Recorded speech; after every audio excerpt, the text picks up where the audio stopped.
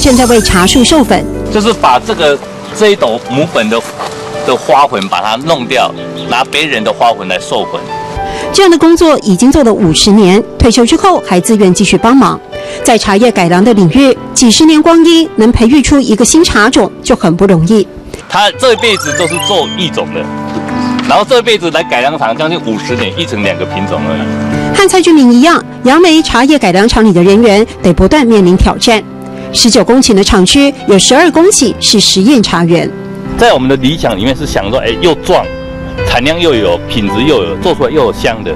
但是有一些显毛出来就是像这样，所以说就是稀稀松松的。对。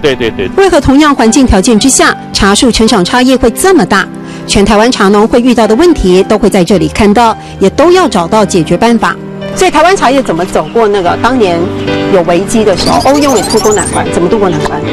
甘茶懂多零给帮忙，甘茶懂多零给帮忙。做茶叶的改良先驱，也做茶农的后盾。标示牌上只有编号的茶树，经过一再的品茶筛选，品质优异的就能成为推广种植的茶种。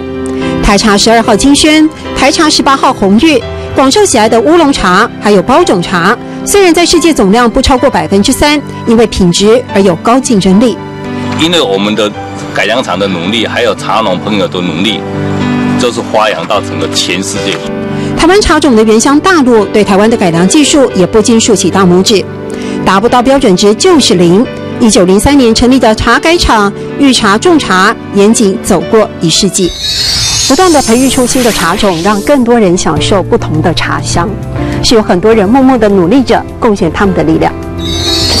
安用的土沟难关，甘茶懂懂你的帮忙。安用的土沟难关，甘茶懂懂你的帮忙。